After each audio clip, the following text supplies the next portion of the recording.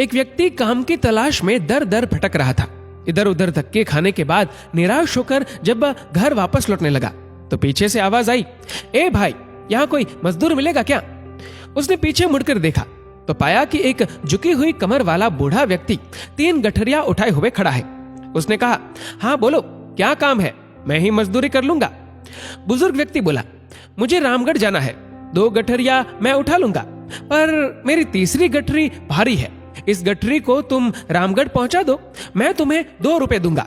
बोलो, काम मंजूर है? ठीक है, चलो। आप बुजुर्ग हैं, आपकी इतनी मदद करना तो यूं भी मैं अपना फर्ज समझता हूं।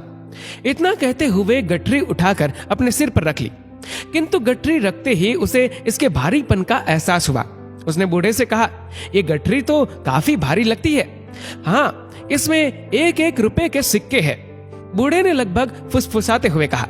उसने सुना तो सोचा, होंगे, मुझे क्या, मुझे तो अपनी मजदूरी से मतलब है। ये सिक्के भला कितने दिन चलेंगे? तभी उसने देखा कि बूढ़ा उस पर नजर रखे हुए है। उसने सोचा कि ये बूढ़ा जरूर ये सोच रहा होगा, कहीं ये भाग तो नहीं जाएगा।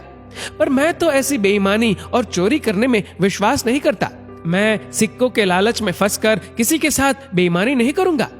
चलते चलते आगे एक नदी आ गई।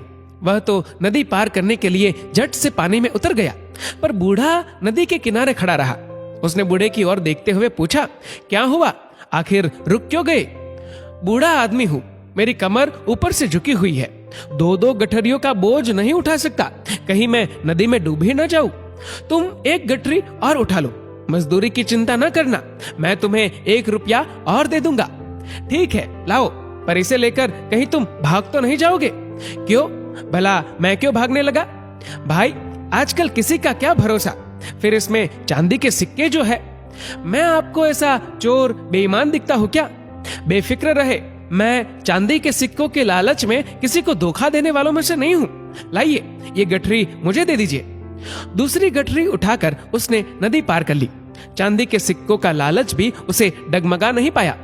थोड़ी दूर आगे चलने के बाद सामने पहाड़ी आ गई।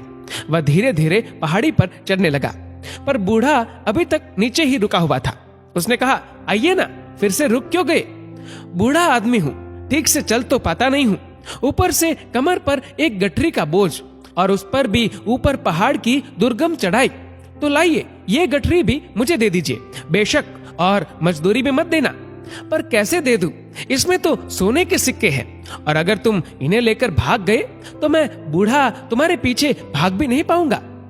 कहा ना, मैं ऐसा आदमी नहीं हूं। ईमानदारी के चक्कर में ही तो मुझे मजदूरी करनी पड़ रही है, वरना पहले मैं एक सेठ जी के यहाँ मुनीम की नौकरी करता था। सेठ जी मुझसे हिसाब में गड़बड़ करके लोगों को ठगने के लिए दबाव डालते थे। तब मैंने ऐसा करने से मना कर दिया और नौकरी छोड़कर चला आया। उसने यूं अपना बड़प्पन जताने के लिए गप हाँकी। पता नहीं तुम सच कह रहे हो या, खैर, उठा लो ये सोने के सिक्कों वाली तीसरी गठरी भी।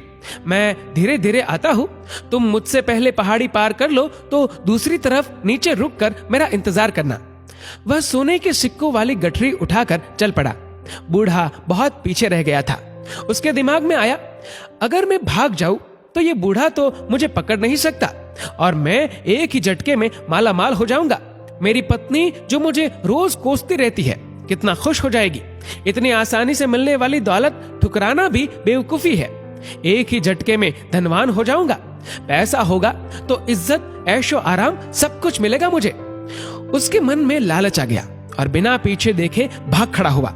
3-3 भारी गठरियों का बोझ उठाते भागते भागते उसकी सांस फूल गई। घर पहुंचकर उसने गठरिया खोल कर देखी तो अपना सिर पीट कर रह गया। गठरियों में सिक्कों जैसे बने हुए मिट्टी के ढेले ही थे। वह सोच में पड़ गया कि बूढ़े को इस तरह का नाटक करने की जरूरत ही क्या थी। तभी उसकी पत्नी को मिट्टी के सिक्कों के ढेर में से एक कागज मिला जिस पर लिखा था, ये नाटक इस राज्य के खजाने की सुरक्षा के लिए ईमानदार सुरक्षा मंत्री खोजने के लिए किया गया था। परीक्षा लेने वाला बूढ़ा व्यक्ति और कोई नहीं, स्वयं महाराजा ही थे। अगर तुम भाग न निकलते तो तुम्हें मंत्री पद और मान सम्मान सब कुछ मिलता। पर हम सभी को सचेत रहना चाहिए। न जाने जीवन देवता कब हम में से किसकी परीक्षा ले ले। प्रलोभनों में न गिरकर सिद्धांतों को पकड़े रखने में ही दूरदर्शिता है। दोस्तों, इस वीडियो को लेकर आपकी क्या राय है नीचे कमेंट करके जरूर बताएगा। और अगर आपको वीडियो अच्छा लगा हो तो इस वीडियो को लाइक करेगा, शेयर करेगा ज्यादा से ज्यादा लोगों तक। और ऐसे ही और भी इंस्पिरेशनल वीडियोस के लिए सब्सक्राइब करें हमारे यूट्यूब चैनल को और फेसबुक पर